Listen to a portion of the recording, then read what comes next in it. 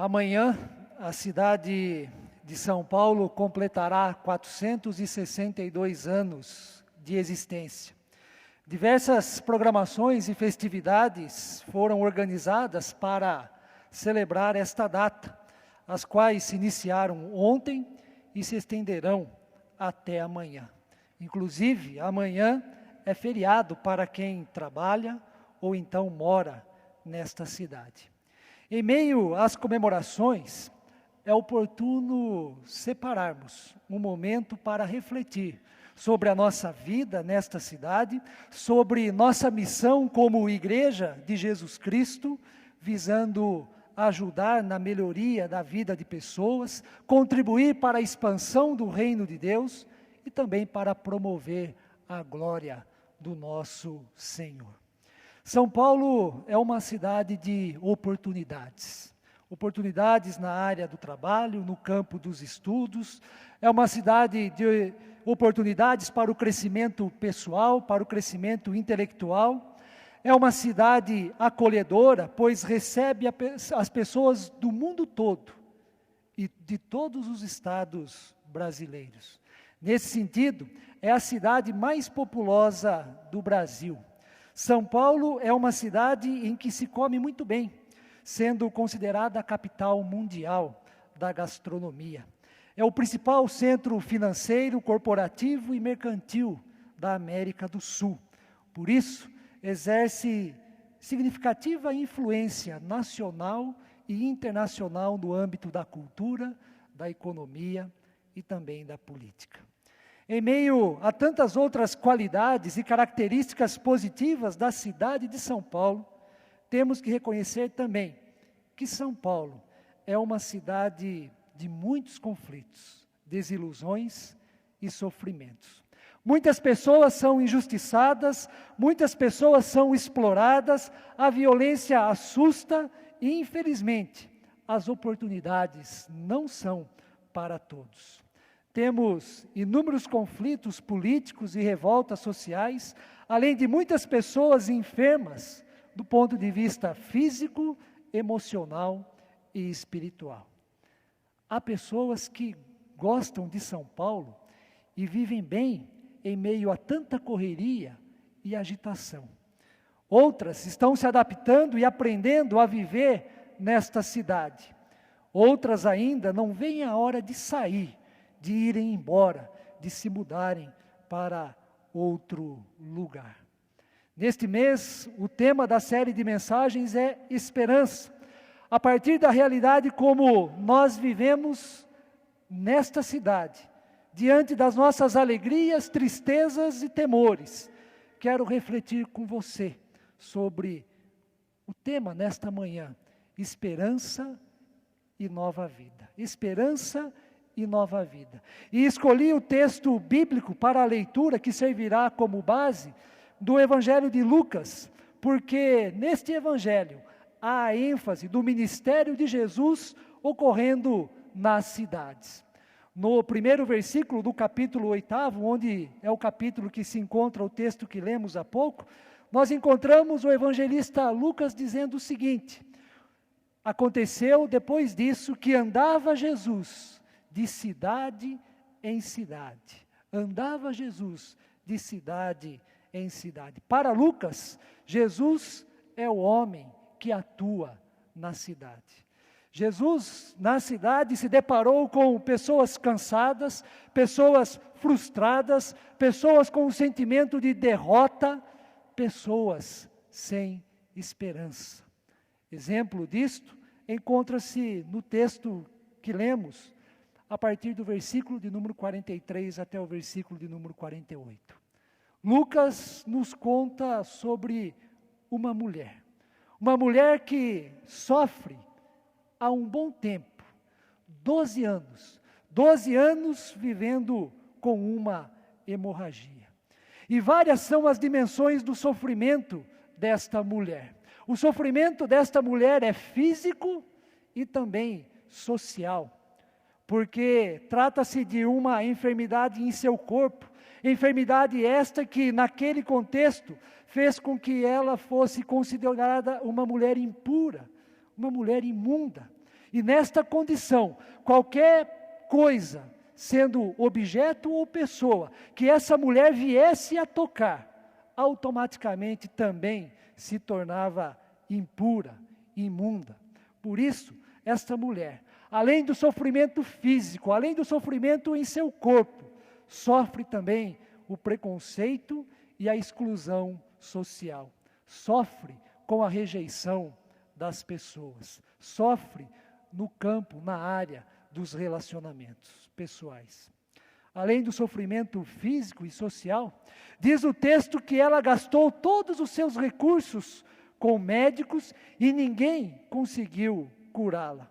Certamente, por ter gasto todos os seus recursos, esta mulher passa por dificuldades financeiras.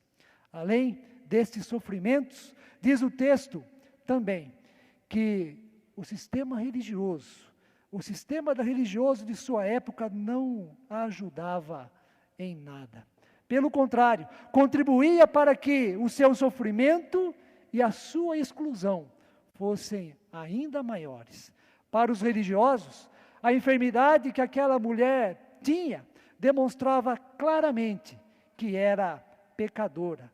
E se ela estava sofrendo, sofria o castigo de Deus em seu corpo, devido a algum mal, algum pecado que ela cometera em sua vida. Desta forma, a religião só aceitava os puros e os bons, e condenava os impuros e os doentes naquela época.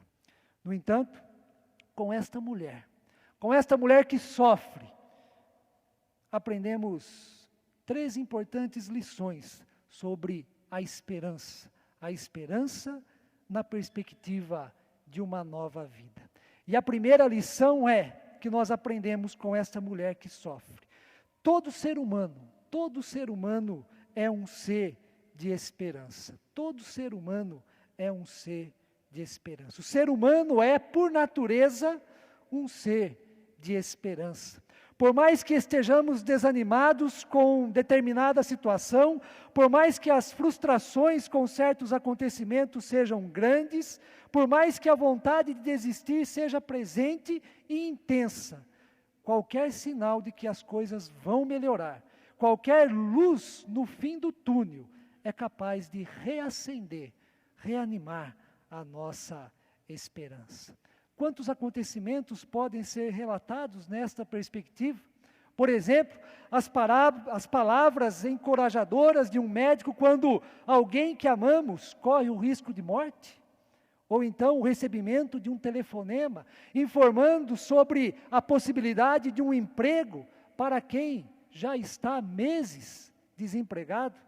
Ou então o início de um diálogo visando a reconciliação diante de uma grave crise conjugal.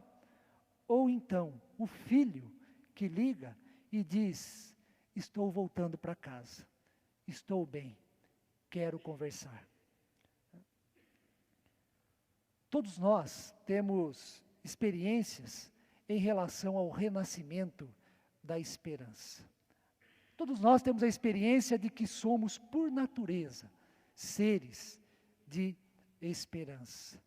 Todos nós temos experiências quando, em meio à preocupação e desânimo, numa situação de apreensão, diante de qualquer possibilidade de melhoria, somos tomados pela esperança, pelo sentimento que daqui para frente as coisas podem dar certo, de que daqui para frente as coisas vão dar certo, de que tudo pode ser diferente. O texto bíblico conta-nos sobre uma mulher que sofria com uma hemorragia por 12 anos.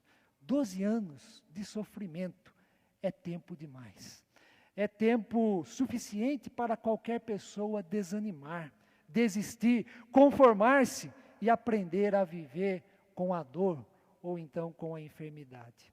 Mas como ser humano que, por natureza, é um ser de esperança, esta mulher que Lucas nos conta, de um jeito ou de outro, ouviu falar de Jesus, ouviu quem Ele era, ouviu da compaixão que Jesus tinha por quem sofre, ouviu das curas que Ele realizara, ficou sabendo que ele era a razão, o motivo daquela aglomeração de pessoas. E certamente o seu coração se encheu de esperança. A partir disso, temos a segunda lição que esta mulher nos dá. A esperança em Jesus nos encoraja e nos fortalece. A esperança em Jesus nos encoraja e nos fortalece. Ao ouvir sobre Jesus e saber que ele estava por ali, aquela mulher tinha a grande oportunidade da sua vida. Ela poderia ser curada. Ela poderia ser curada da sua enfermidade, do seu sofrimento, ao qual ela já trazia em si por 12 anos. No entanto, ela também, diante da grande oportunidade, tinha uma grande dificuldade para enfrentar a multidão. Ela não poderia estar ali. Ela não poderia tocar em ninguém. Ela era considerada impura pelas pessoas que certamente estavam ao redor de Jesus. Se ela fosse identificada em meio à multidão, certamente as pessoas se afastariam dela. E se ela insistisse em se aproximar, em ameaçar a tocar em alguém, certamente poderia ser morta. O texto diz que a multidão apertava Jesus. Tinha muita gente ao redor dele. Havia aglomeração de pessoas e certo tumulto por onde Jesus estava passando. Diante da multidão e de todos os conceitos e preconceitos da sua época, a única coisa que aquela mulher tinha em sua vida, em seu coração, em sua mente, era a esperança. A esperança de que se tocasse em Jesus, ficaria curada. O que os médicos e o investimento de todos os seus recursos não realizaram, a mulher tinha esperança que Jesus sim resolveria o seu problema. A mulher enfrentou as adversidades que a multidão poderia criar. A esperança de que poderia ser curada deu a ela coragem e força. Esta é a segunda lição que nós aprendemos com esta mulher. A primeira, todo ser humano é um ser de esperança. A segunda lição, que a esperança em Jesus nos encoraja e nos fortalece. A esperança nos encoraja e nos fortalece. A esperança em Jesus. A esperança tem a capacidade de provocar em nós uma extraordinária mudança.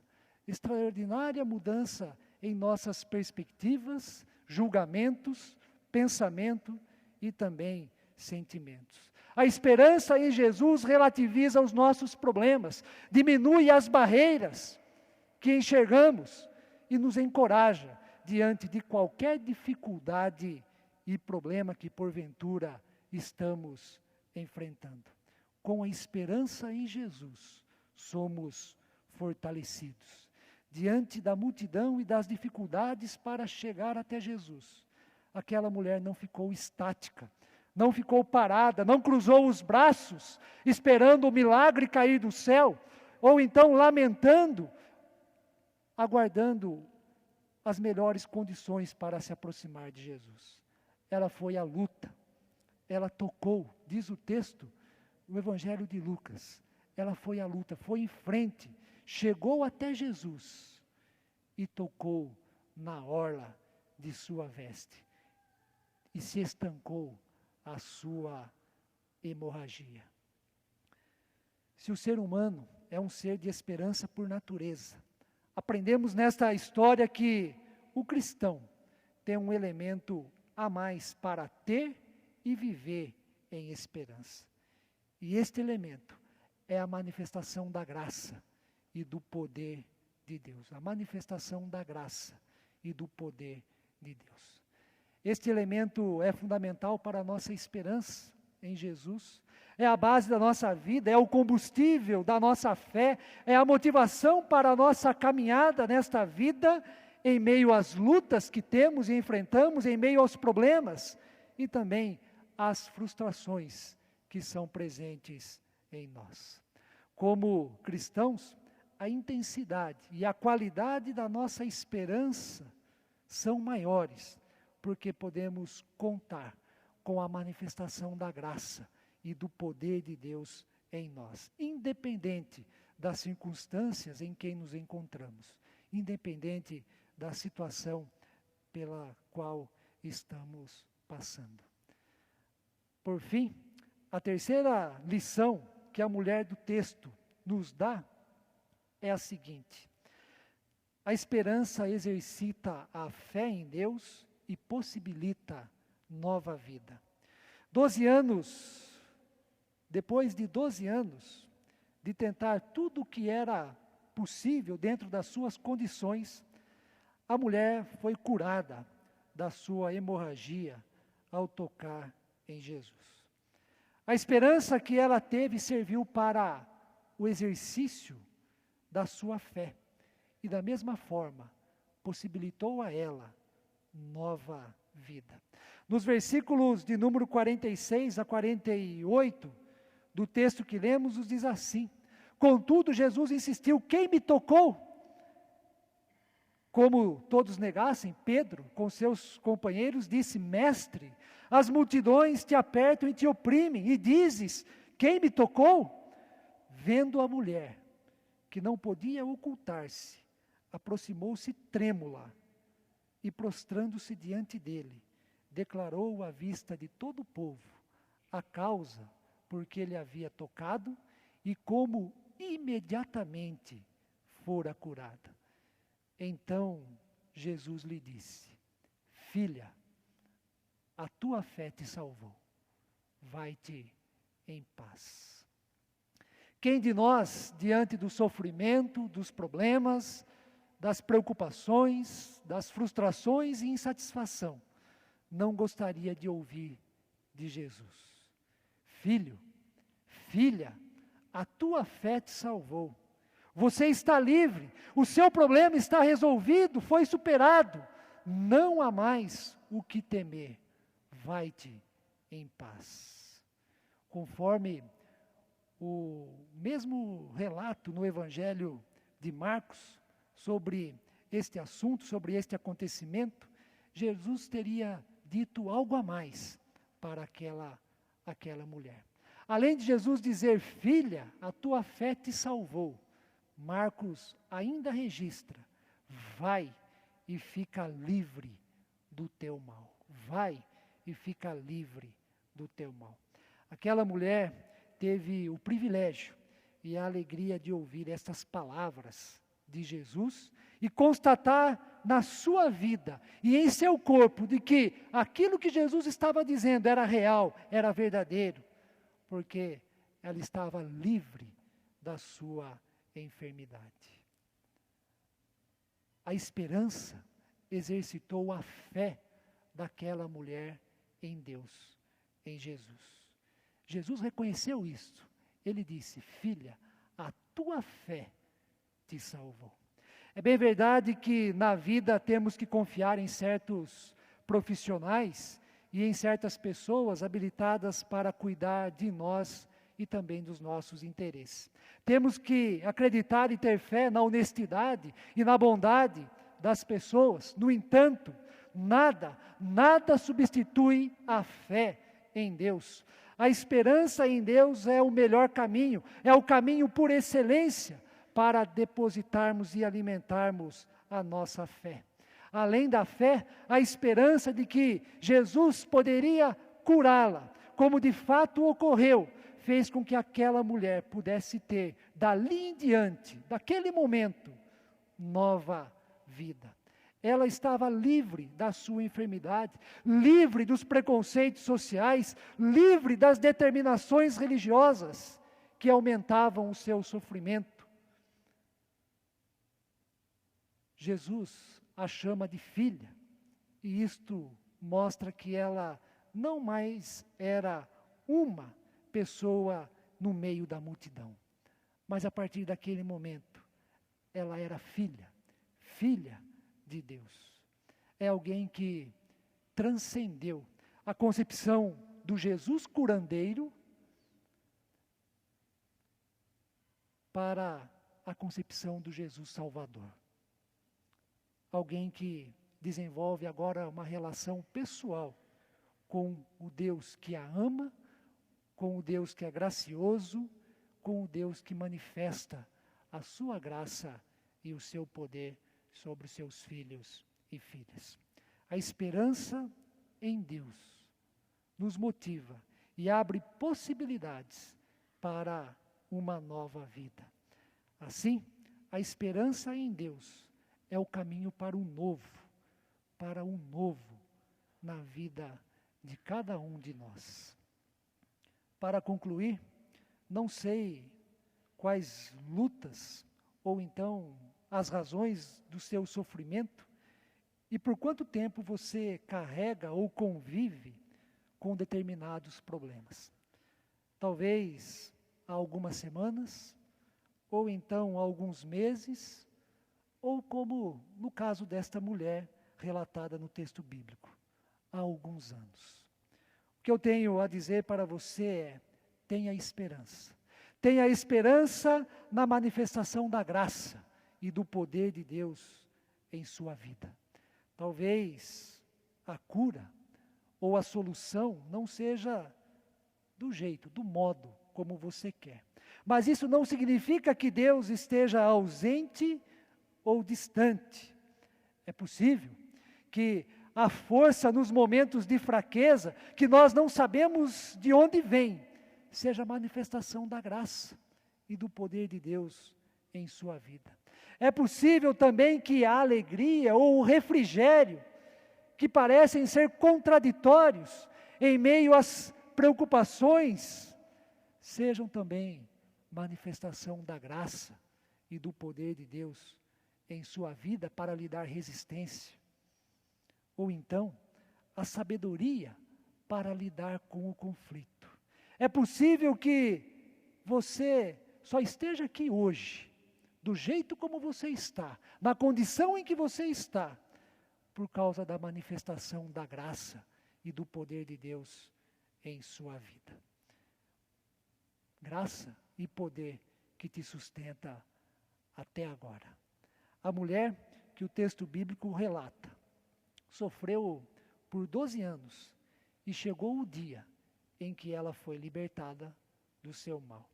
Que a esperança que tomou conta da vida daquela mulher esteja também em seu coração e que você, da mesma forma, ouça Jesus dizendo: filha, filho, a tua fé te salvou.